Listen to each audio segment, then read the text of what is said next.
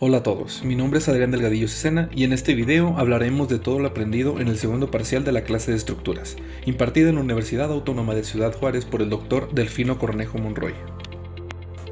El tema principal de este parcial son las armaduras, las cuales son una estructura reticular de barras rectas interconectadas por nodos, formando triángulos planos o pirámides tridimensionales, pero en este caso únicamente analizaremos en un plano, o sea en 2D. Una armadura consta de miembros. Son elementos rectos conectados entre sí por medios de nodos. Por lo general soportan muy poca carga lateral y por lo tanto las cargas deben ser aplicadas sobre los nodos y no sobre los miembros. Los nodos son conexiones entre cada miembro, como podemos ver en la imagen, son los puntos verdes que unen a cada una de las barras. Las armaduras se clasifican en tres diferentes tipos, las cuales son armaduras simples. Son aquellas construidas a base de la figura mínima estable, o sea un triángulo, y a partir de ahí por cada dos barras agregadas se agrega un nodo. Las armaduras simples siempre se empiezan por un triángulo y se construyen agregado dos barras unidas a un nodo común, pudiendo dar origen a figuras que no son triángulos. Las armaduras compuestas son aquellas construidas por la unión de dos armaduras simples usando una barra de unión adicional y un nodo común, o tres barras adicionales, o sustituyendo elementos de una estructura principal por armaduras o armaduras secundarias. Las armaduras complejas no cumplen ninguno de los requisitos para ser una armadura simple ni una armadura compuesta. Estas en su mayoría son inestables. Este método de determinación y de estabilidad es el que veremos a continuación. Para saber si una armadura es estable, inestable, determinada o indeterminada, es necesario conocer de esta su número de barras, su número de reacciones y su número de nodos. Si el número de barras más el número de reacciones es igual al doble de los nodos, es una estructura determinada. Si el número de las barras más las reacciones es mayor al doble de los nodos, es una estructura indeterminada. Y si el número de las barras más las reacciones es menor al doble de los nodos, es una estructura inestable. Ahora veamos un ejemplo de cómo determinar una armadura. En el siguiente ejemplo tenemos 8 barras y 6 nodos, y tenemos un roller con una reacción en Y, y un pin con una reacción en Y y una en X, haciendo un total de 3 reacciones. Al hacer la suma de las barras más las reacciones, vemos que es menor al doble de los nodos, por lo tanto es una estructura inestable. Barras nulas. En cada uno de los miembros puede existir una fuerza con respecto a la carga aplicada sobre la armadura, pero existen sus excepciones, pues pueden existir miembros dentro de una armadura que no tengan ninguna fuerza y las cuales son llamadas barras nulas. Existen dos casos para saber si son barras nulas. Caso 1. Si sobre un nodo formado por dos barras no se aplica ninguna carga externa, la fuerza en ambas barras es 0. Caso 2. Si sobre un nodo formado por tres barras, siendo dos de ellas colineales y no actúa ninguna carga externa, la fuerza en la barra que no es colineal es 0. El método de nodos consiste en determinar la fuerza que existe en cada uno de los miembros de la armadura, analizando los nodos y calcular la fuerza de las barras conectadas a estos nodos. Ahora veamos un ejemplo del método de nodos. En la siguiente armadura se nos pide determinar cada una de las fuerzas en cada una de las barras. El primer paso que se debe hacer es calcular las reacciones, las cuales se calculan de la siguiente manera. Podemos observar que si hacemos la suma de momentos en A, podemos obtener la fuerza en EY, la cual es de 16 kN. Y si hacemos sumatoria de fuerzas en Y, podemos obtener la fuerza de FAY, la cual es menos 8 kN, o sea que la dirección propuesta debe ser hacia abajo. Y a simple vista sabemos que como no hay ninguna reacción, como no hay ninguna fuerza aplicada en el eje X, FAX es 0. Una recomendación para hacer el análisis de nodos es comenzar por un nodo el cual tenga máximo dos incógnitas. En este caso puede ser el nodo A o el nodo D. En mi caso decidí elegir el nodo D y el procedimiento es el siguiente. Ahora tenemos el diagrama del nodo D. Es como si cortáramos la armadura original, dejando únicamente el nodo a analizar y las barras conectadas a este. Lo siguiente que se debe hacer es poner las barras como si fueran vectores de fuerza, dándoles la dirección que nosotros queramos. Una recomendación es ponerlas como si estuvieran saliendo del nodo, o sea en tensión. Una vez hecho esto, podemos pasar al análisis. Como tenemos en este caso, FCD tiene dos componentes, una en X y una en Y. Así que sabemos que la sumatoria de fuerzas en Y es menos 8 kN, la fuerza que está aplicada en el nodo D, más FCD por el seno de 60 es igual a 0. Despejando tenemos que FCD es igual a 9.24 kN, y como el signo es positivo quiere decir que la dirección que le dimos al principio es correcta. Esto quiere decir que está en tensión.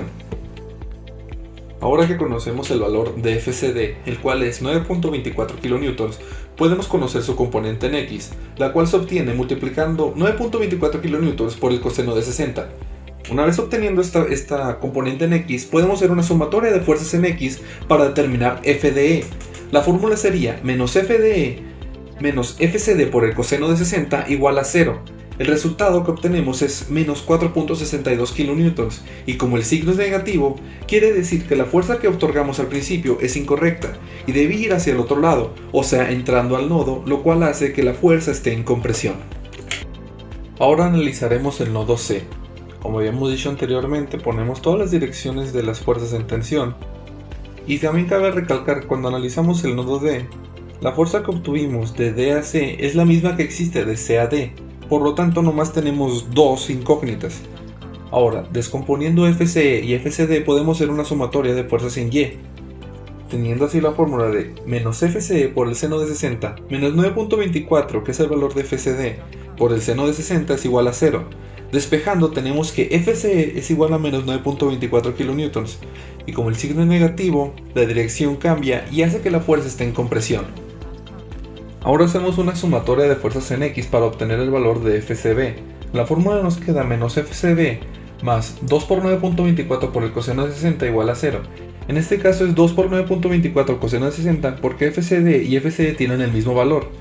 Despejando nos queda que FCB es igual a 9.24 kN que se encuentra en tensión. El siguiente nodo a analizar es el nodo B. Como podemos observar, FBA y FBE tienen el mismo valor, únicamente cambia el signo de FBE, por lo cual vamos a sacar una incógnita llamada F para poder calcular el valor de estas dos. En este caso ya conocemos el valor de FBC, el cual es 9.24 kN. Haciendo una sumatoria de fuerzas en X tenemos que 9.24 kN menos 2F por el coseno de 60 es igual a 0. Obtenemos que F es igual a 9.24, y sustituyendo lo anterior dicho, FB es igual a 9.24 kN en compresión y FBA es 9.24 kN en tensión. El siguiente nodo a analizar es el nodo E.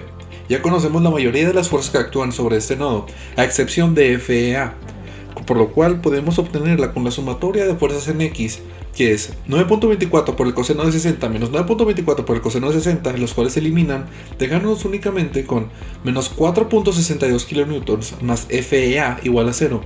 Despejando tenemos que FEA es igual a 4.62 kN en compresión.